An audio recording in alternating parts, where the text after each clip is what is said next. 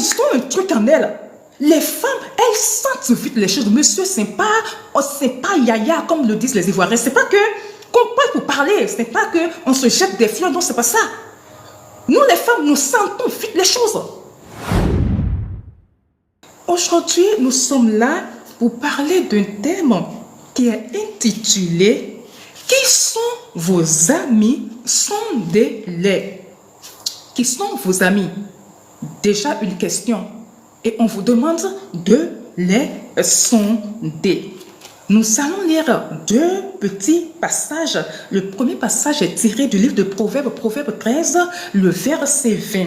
Ce passage dit: celui qui fréquente les sages devient sage, mais celui qui se plaît avec les insensés s'en trouve mal. Je reprends: celui qui fréquente les sages devient sage, mais celui qui se plaît avec les insensés s'en trouve mal. D'accord? Et il y a un autre passage de 1 Corinthiens 15, 33 qui dit: les mauvaises compagnies corrompent les bonnes mœurs. Il ne faut pas que on se trompe. Il ne faudrait pas qu'on essaie de se leurrer. Non, les mauvaises compagnies corrompent les bonnes mœurs. Alors, il me tarde de vous dire ceci, de vous demander qui vous fréquentez. Qui est-ce que vous fréquentez? Vous seul avez la réponse. Vous fréquentez qui? C'est qui votre ami? Celui que vous appelez ami, celui-là que vous appelez ma bestie, celle-là que vous appelez mon ami d'enfance, l'autre là, mon ami de ci, mon ami de ça, mon ami d'une autre mère là. C'est qui? Il fait quoi? Quelles sont ses croyances? Qu'est-ce qui le caractérise ou qu'est-ce qui la caractérise? Elle fréquente qui? Ce même ami la fréquente qui? Elle va où? Quelles sont ses convictions? Hein? Qu'est-ce qui fait sur sa personnalité? Quels sont ses caractères? Comment réagit-il face à certaines situations? Comment est-ce qu'il vit chez lui à la maison? S'il est marié, comment est-ce qu'il traite sa femme? S'il a des soeurs, comment est-ce qu'il traite ses soeurs? Est-ce que vous connaissez tout ça de votre ami?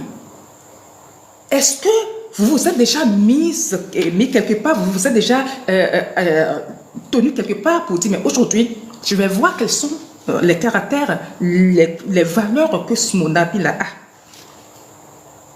Parce qu'il y a des adages qui disent ceci: dis-moi qui tu fréquentes, je te dirai qui tu es. Ou si on doit retourner la situation, la phrase, on va dire: qui te fréquente?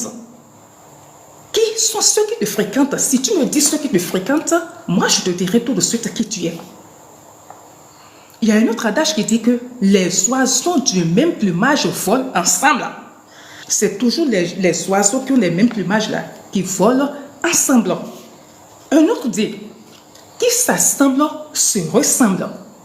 Si vous vous assemblez, c'est parce que vous ressemblez. Ceux qui sont là, en train de suivre la méditation de ce jour super divin là, ils sont tous là, n'est-ce pas? Vous êtes tous là, n'est-ce pas? C'est parce que quelque part vous ressemblez. Et la ressemblance, tout de suite, on peut dire que c'est cette soif-là d'écouter la parole de Dieu, d'entendre la parole de Dieu, cette soif de se nourrir spirituellement. D'accord? Dis-moi qui tu fréquentes, je te dirai qui tu es. Les oiseaux du même plumage volent ensemble. Qui s'assemblent se ressemblent, ou encore qui se ressemblent s'assemblent.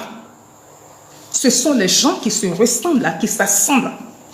Est-ce que vous avez déjà vu les milliardaires fréquenter les pauvres, avoir des amis pauvres? Ils sont toujours entre eux là-bas. Ils se marient entre eux là-bas. Ceux qui ont des milliards, leurs enfants se marient entre eux. Pourquoi? Parce qu'ils n'ont pas envie de dilapider leur fortune. Ils n'ont pas envie de se disperser. Et très tôt, ils se branchent entre eux. Quand je dis ils se branchent, ils se présentent entre eux. Voilà la fille de mon ami, la fille de... Et c'est entre eux que les choses se font. Ils ne vont pas aller s'acoquiner ou aller se faire ami avec des gens qui n'ont rien du tout. Pourquoi? Parce que ceux qui n'ont rien réfléchissent autrement. Ceux qui ont des choses réfléchissent autrement. Ce sont des exemples que je suis en train de donner afin de chuter. Je donne aussi cet exemple-là. Vous avez la possibilité d'entrer dans un supermarché et de vous acheter tout de vous avez faim et vous voulez grignoter quelque chose, et vous avez l'attitude de prendre un chocolat noir, de prendre quelques trucs là. Et vous savez qu'à la caisse, ça va être peut-être 30 000, et pour vous, 40 000, c'est rien. En fait, pour vous faire plaisir, vous allez le prendre tout de suite et manger. Et en allant vous présenter, ou carrément vous allez avec quelqu'un qui n'a pas la possibilité de dépenser 1000 francs sur place, il va être scandalisé. J'en ai déjà vu, j'ai déjà vécu cela. Il va être scandalisé. Donc pour éviter cela, il faut se fréquenter entre soi. Quand on n'a pas les mêmes façons de voir, on ne peut pas aller ensemble. On va ensemble avec les gens qui ont les mêmes façons de voir que nous. On va ensemble avec les gens qui pensent comme nous, les gens qui ont le même but que nous. Est-ce que, selon vous, un enfant de Dieu peut fréquenter une personne qui est encore dans le monde? Je donne un exemple. Est-ce que vous qui êtes enfant de Dieu, ou vous qui vivez une vie cadrée, bien cadrée, qui est respectée, toutes choses, vous avez une seule femme, ou vous avez un seul homme dans votre vie, est-ce que vous pouvez avoir un ami ou une copine qui a, elle, 5 mecs? Est-ce que vous pouvez avoir cette personne dans votre vie comme copine? Vous êtes un monsieur, vous avez votre femme et vous vivez votre vie de foyer tout tranquille. Est-ce que vous pouvez avoir quelqu'un que tout le monde sait comme coureur de jupons, qui tire sur toute chose, toute personne qui passe, toute femme qui passe? Pouvez-vous l'avoir comme ami? D'autres vont me dire, oui, ça dépend. Écoutez, quand c'est comme ça, il y a de gros français, de gros mots qui sortent, mais ça dépend, il faut juste faire attention, il faut pas l'écouter, il ne faut pas juste faire comme lui. Bon, voilà, donc il est ton ami, mais tu sais comment se comporter avec lui. C'est faux. Archi faux. Le passage de Corinthiens que nous avons, 1 Corinthiens 15:33 l'a dit, de ne pas vous tromper, ne vous y trompez pas. D'accord? Ne vous y trompez pas. Les mauvaises compagnies corrompent les mœurs. Vous allez commencer à dire, mais non, rien ne va se passer. Non, c'est juste comme ça, on est amis. Nous, on traite seulement de... On est en affaires, voilà. Donc, on se rencontre dans le cadre des affaires, voilà. On se voit de temps à autre pour parler des fournisseurs, pour parler de ci et de ça. Et ça s'arrête, quoi. Et chacun prend son chemin.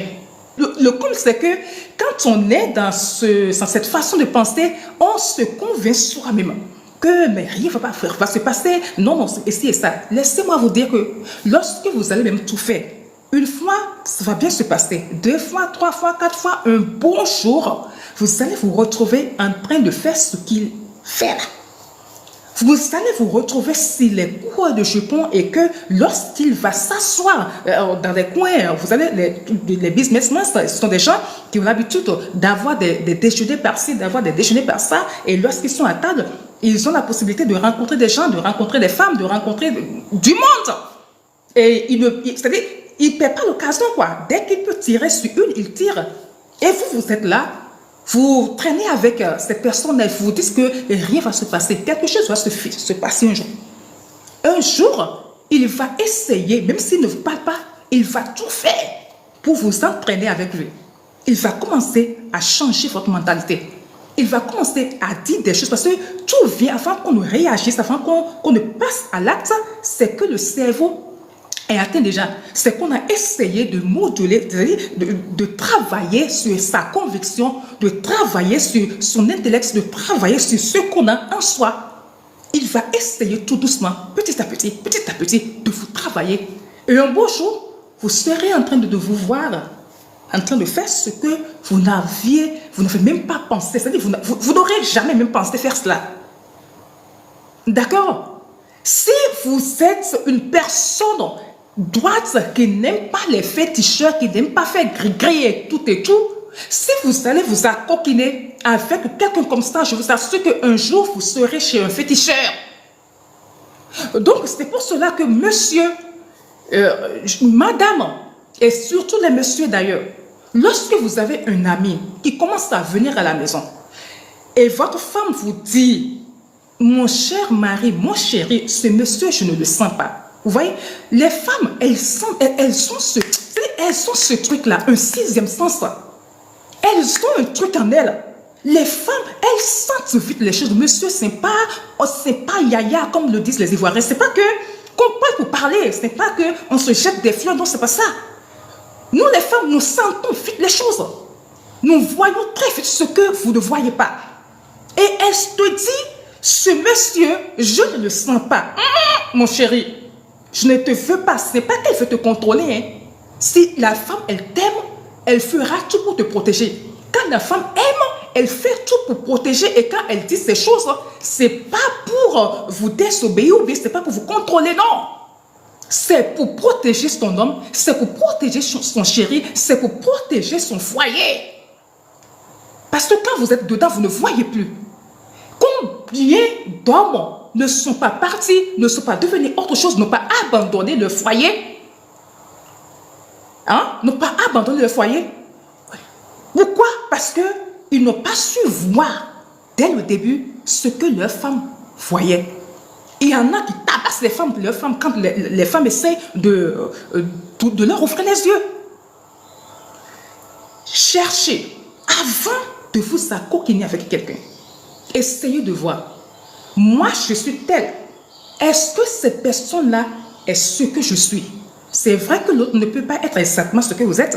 Mais est-ce que la personne pense exactement comme moi? Vous allez me dire qu'il y en a qui cachent bien leur jeu, qui jouent bien l'hypocrisie. Et voilà quoi. Donc, on ne peut pas les sonder tout de suite. C'est vrai. Il y en a qui savent jouer leur jeu. Il y en a qui savent jouer l'hypocrisie qu'on ne peut pas sonder. On ne peut pas savoir ce qu'ils ont dans le cœur tout de suite. Mais laissez-moi vous dire que lorsque vous les écoutez, quand on dit sonder là, c'est quoi? C'est-à-dire que c'est comme si vous étiez en train de les checker quoi. C'est abusé, mais c'est ça quoi. On check leurs propos, leurs faits, leurs gestes. Comme on dit, ils ont beau essayer de se camoufler. Un jour, ils lâchent ce qu'ils sont. Un jour, il va sortir un mot de sa bouche. Un jour, il va poser un acte qui vous fera dire, qui vous fera savoir ce qu'il est, ce qu'elle est en réalité. Ce qu'il est en réalité. Et avant toute chose, avant de vous accoquiner, priez. Demandez à Dieu de vous montrer le vrai visage de la personne là. Cette personne là qui essaie d'être amie à moi là, c'est quoi son visage? Dieu vous le montrera. Il va faire en sorte que vous ne soyez pas à l'aise avec cette personne là. Oui, il va faire en sorte très tôt au début que quelque chose se passe et puis vous allez vous séparer. Il est important. Si vous êtes ami à quelqu'un et lui tout le temps, la parole de Dieu, ce n'est pas son problème. Vous allez au bureau, vous avez votre Bible parce que j'ai vu des gens, au temps où j'étais encore dans un bureau, j'allais travailler dans ce bureau. Toi, tu viens, tu prends ta Bible, tu essaies de lire ta Bible et il se moque royalement de toi. Et après, c'est après ta lecture et tout qu'il devient ton ami. Hein? Et tu es en train de, dès que tu prends ta Bible, il dit, ah non, écoute, laisse ça, ma vie, comment on dit, enfant de Dieu, laisse ça, c'est quoi? C'est toi qui as tué Jésus, c'est quoi qui a fait ça? Ils te prennent et puis, franchement, c'est tout le temps, quand toi tu es dedans, ils te découragent. Est-ce que tu peux être ami à quelqu'un comme ça? Tu ne peux pas continuer ton amitié avec une personne, une pareille personne. Tu comprends que si tu le suis, tu vas devenir comme lui. Un beau jour, toi aussi, tu seras en train de dire que, franchement, que ce n'est pas toi qui as tué Jésus, et que, franchement, non, qu'il faut que tu laisses tomber tout ce que tu faisais, ta discipline, tout et tout, il faut que tu laisses tomber, et tu vas les laisser tomber. Ne les écoutez pas. Votre meilleur ami, déjà, c'est votre famille, c'est Jésus. Et on ne peut pas quoi qu'on dise, on dit aujourd'hui que autant mieux rester seul que d'avoir d'amis. C'est vrai, parce que les amis apportent beaucoup de calamités. On ne sait plus aujourd'hui qui est qui. Il y a trop d'hypocrisie. C'est au sein des amis qu'il y a les meilleurs ennemis. Quand je dis les meilleurs, non pas les meilleurs, hein, c'est-à-dire vos ennemis les plus attitrés là. Ils viennent des gens qui vous entourent en fait. D'accord? Donc on fait attention, on n'en a pas, mais au même moment, on ne peut pas ne pas avoir, je dis, mais on ne peut pas ne pas avoir d'amis. Même si je n'ai pas d'amis proches, j'ai quand même des amis. Même si ces amis-là sont éloignés, j'ai quand même des amis. Mais quand je dis amis, je sais de quoi on parle, de quoi on discute, mais rien d'intime. On va discuter d'autres choses. On a besoin d'avoir des gens parce que même quand on prie, Dieu, fais-moi ci, aide-moi à faire ça. C'est par quelqu'un que Dieu va passer pour vous faire du bien. Dieu a besoin de passer par quelqu'un. Et ce quelqu'un-là, vous devez bien les choisir. Vous devez bien les choisir. Et c'est pour ça qu'on prie, on dit au Seigneur, donne-nous des connexions divines. Saint-Esprit, trace le chemin pour moi. Trace le chemin pour nous. Si vous demandez au Saint-Esprit de tracer le chemin pour vous, il fera en sorte que vous ayez de bons amis, que vous ayez de bonnes personnes autour de vous, que vous rencontrez des personnes bonnes, des personnes qui vont vous aider à accéder à de meilleures places, des personnes qui seront là pour vous, pour ce que vous êtes, pour de vrai, mais par les fausses personnes. Mais je profite en même temps pour vous dire que c'est pas la peine d'avoir beaucoup d'amis. Non. Quelqu'un qui veut vraiment avancer n'a pas beaucoup d'amis. Parce que les amis le plus souvent perdent. Les amis, ils vous distraient en fait. Il faut en avoir, mais savoir en avoir trop d'amis, c'est pas bon. Donc, vous savez, hein, je vais vous le dire, ce sont des choses que vous savez déjà. Mais il y en a qui ne savent pas que Dieu a déjà donné ces conseils-là. Peut-être qu'il est en train de vous parler aujourd'hui. Qui est autour de vous? Avec qui êtes-vous en train de marcher à l'heure-ci? Avec qui? Qui est en train de s'approcher de vous? Avec qui vous sortez? Un ami que lorsque vous l'écoutez, vous le suivez, lui tout le temps c'est aller s'asseoir dans des bars. Un enfant de Dieu, mais quelqu'un qui est un chrétien, même doit aller s'asseoir même dans les bars. On va me dire que c'est exagéré, mais bon, c'est moi, je pense que ce n'est pas exagéré. Si on est en train de voyager, on va quelque part, on a soif, on veut prendre peut-être une bouteille d'eau, on veut prendre, je ne sais pas, une sucrerie, pour ceux qui prennent des sucreries, on peut, voilà, on prend et puis on s'en va. Mais aller s'asseoir dans une buvette, vous savez ce qui se passe dans la buvette? Vous ne pouvez pas me dire que vous ne savez pas. Le simple fait même de voir que ce sont des gens qui vont venir s'asseoir, il y a des choses malsaines qui s'y passent. Ce ne sont pas des endroits qui sont consacrés pour les enfants de Dieu que nous sommes. On nous dit non que nous exagérons en tout, mais ce n'est pas de l'exagération, c'est de la prudence. Plus tu vas aimer les bars, plus tu vas aimer aller t'asseoir là-bas, plus tu vas apprendre comment on boit. Parce que là, tu commences à t'habituer à l'odeur de l'alcool. Tu vois ce que les gens font. Les messieurs qui viennent s'asseoir, tu vois comment ils parlent aux servantes, tu vois comment ils tapotent le derrière des servantes. Tu es là, tu regardes tout ça. Attends, quand on veut vivre sainement, il y a des choses qu'on ne supporte pas. Il y a des choses qu'on n'a pas envie de voir. Il y a des endroits qu'on n'a pas envie de fréquenter. Et parmi ces endroits, il y a les buvettes. Nous n'exagérons pas. On peut les manger dans les restaurants et tout et tout. Il y a restaurant et restaurant. D'accord? Mais nos buvettes, là, vous savez ce qui se passe dans nos buvettes? C'est-à-dire, sachez choisir les endroits que vous fréquentez. Là, parce que les endroits que vous fréquentez aussi vont déterminer les genres d'amis que vous aurez. Si vous fréquentez des bars, il y en a tous les vendredis soirs lorsqu'ils descendent du boulot. C'est-à-dire qu'il faut passer par les bars, il faut danser. Il y en a qui ne font même pas directement à la maison. Ils ont leurs habits de soirée, l'habit de bois de Dieu, là, ils ont ça dans leur sac.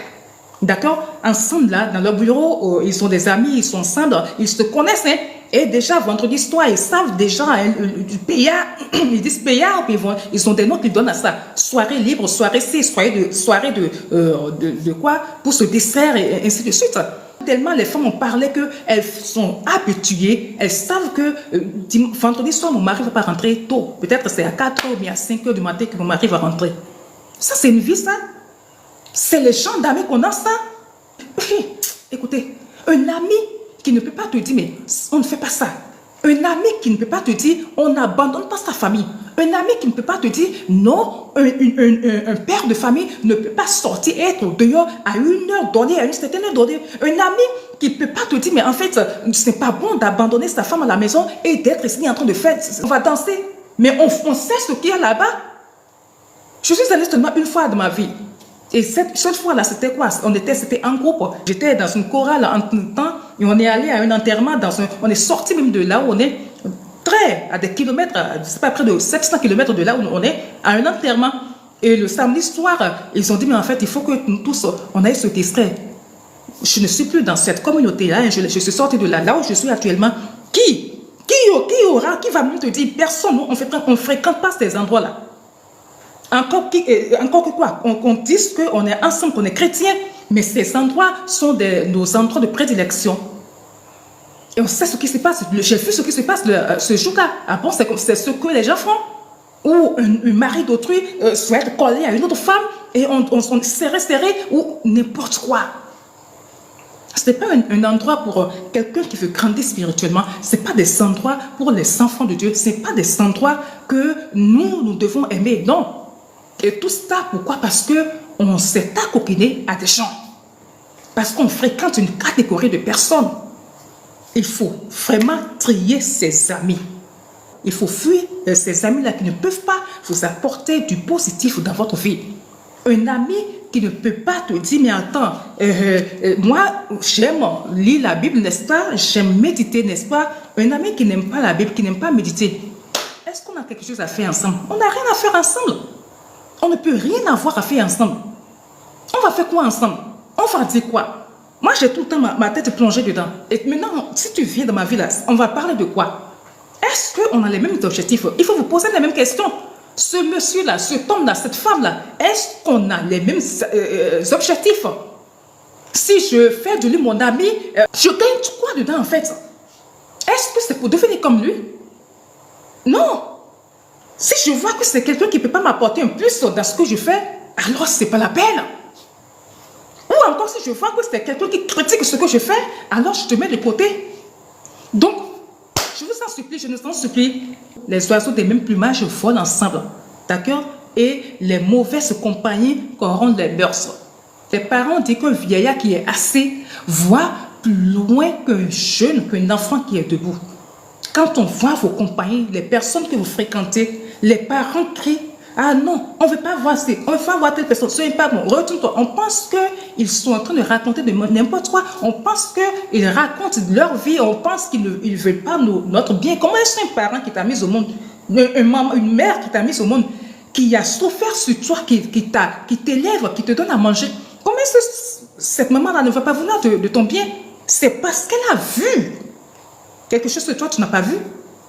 C'est parce qu'elle a senti quelque chose que toi, dans ta naïveté, tu n'as pas vu, tu n'as pas remarqué. Donc, oui, soyons des enfants de Dieu. Oui, faisons attention et écoutons quand les gens essayent de nous ouvrir les yeux, quand les gens essayent de nous parler sur les gens qui nous fréquentent ou bien sur les gens que nous fréquentons. Essayons de les écouter, essayez de les écouter.